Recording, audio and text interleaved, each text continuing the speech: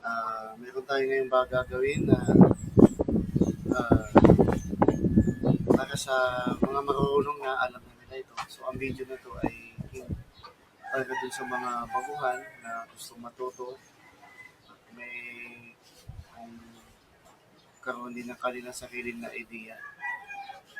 So, meron tayo ritong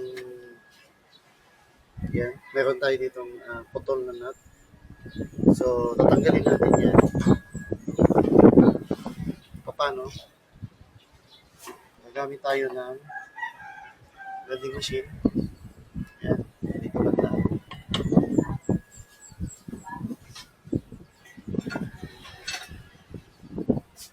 Meron ako dito extractor. Extractor, yung binubutasan muna yung bolt bago ipapasok itong extractor. Extractor ay ang ngipin nito ay pa counterclockwise. So, habang kina-counterclockwise mo siya, babaon. So, yun. Nabili ko lang to sa online. Pero ginagamit ko lang kasi itong mga loads sa mga malalaki ang bolt na bubunutin. Kagaya ng mga ganitong bolt. Malaki. Malaki. Ito kasi may butas, pero kung naputol siya, malaki. Mga ganito kataba. Ayan. Mga 12 mm. So, tara, gawin na natin. So, una, linisin muna natin yung paglalapatan ng welding rod. Yan.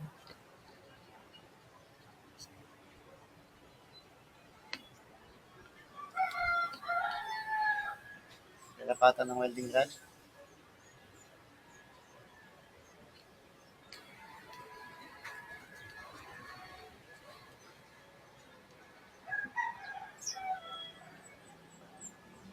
So, syempre, on natin ang ating welding machine.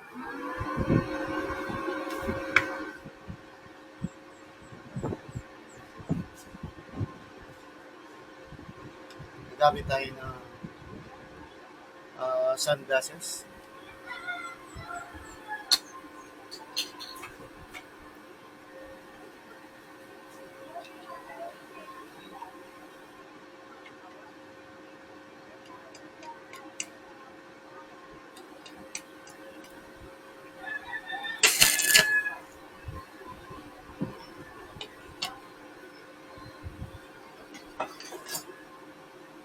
Dahan-dahanin natin hanggang sa lumabas yung bakal.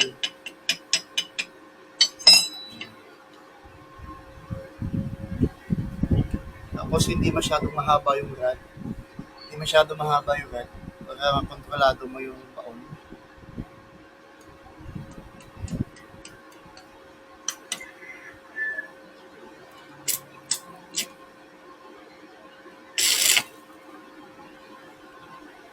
So yan, medyo umangat na. No?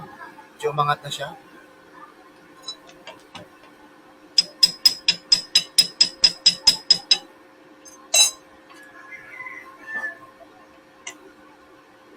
Tinatanggal ko yung flux kaya ginaganon ko siya para yung flux mawala.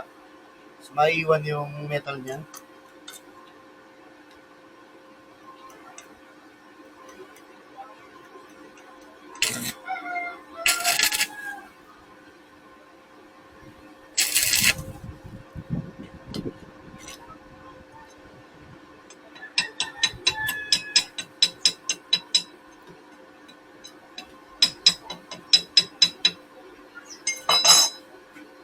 Kuha tayo ng konting langis. Ayan, oil.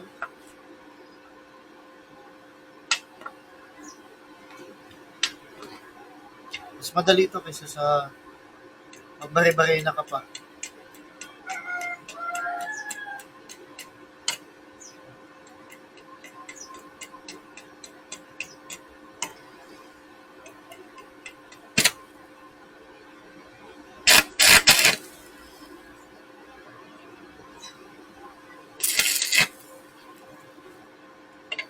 Okay?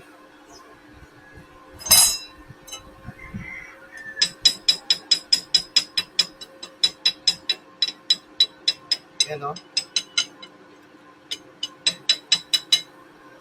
Yan yung mapansin. Umangat na. Yan. Umangat na siya, di ba?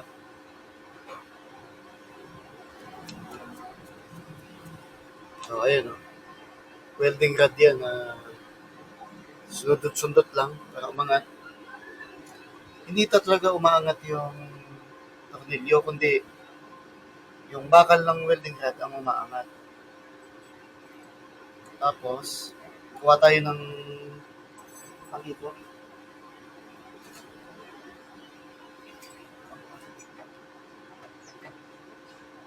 Kuha tayo ng kapirasong bakal. Na junk shop ko niya ata lahat. O di naman to, kasi sayang.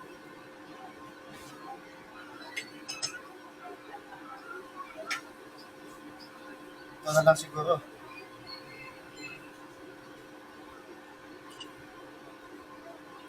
Mas maganda, may ganito. Screw. Screw na lang gamitin natin. Bolt din. Yan. Pasok natin yung umangat sa gitna. Yan. Sakto.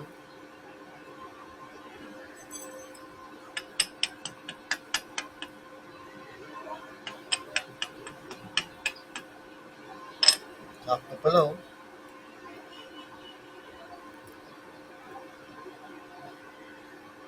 Yan. Tapos, i-welding natin siya dyan.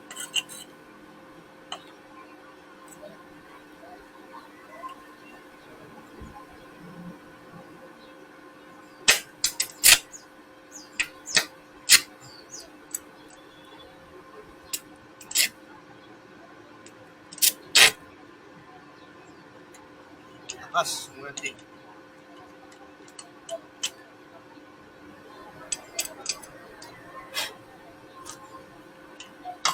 So, mainit yan. Oh, di ba? Mainit yan. Pwede rin naman itong kapirasong bakal, ganun lang. Pero mas maganda tignan.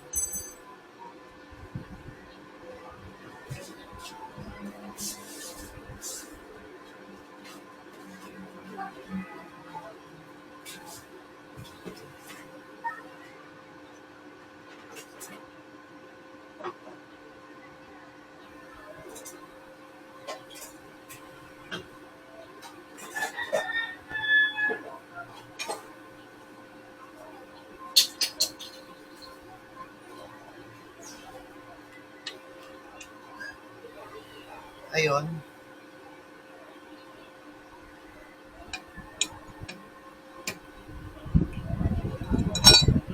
Dahil wala tayong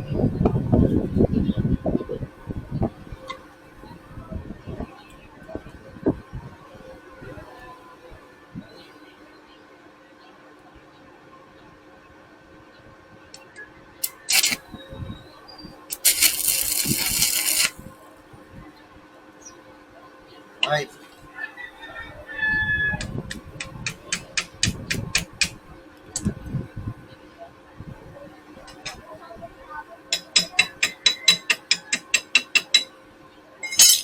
Pwede ng langis.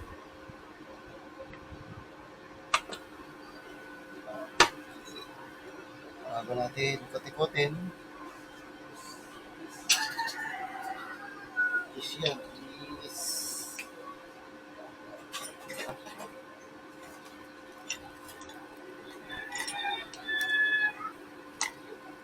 size 10.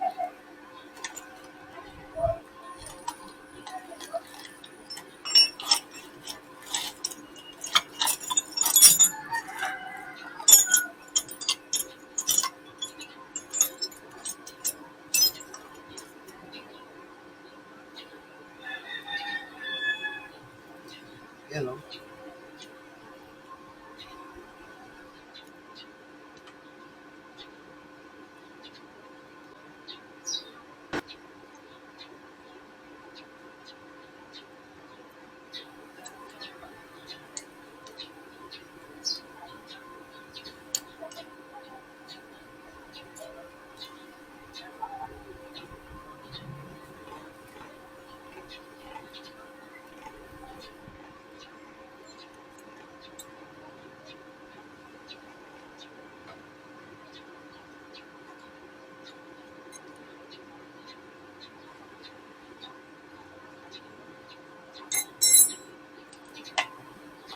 ayan, tanggal natin.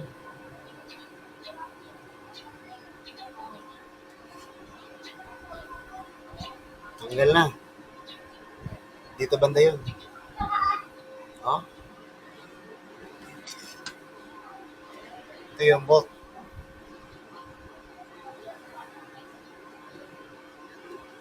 Para hindi madumihan,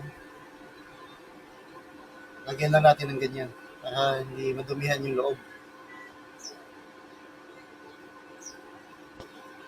Yung tayo bago.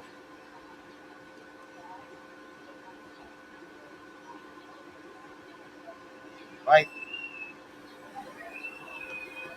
So, ayan. Tapos na tayo, Lods. Napakadali lang, di ba? Kasi sa gumamit tayo ng ganito. Extractor.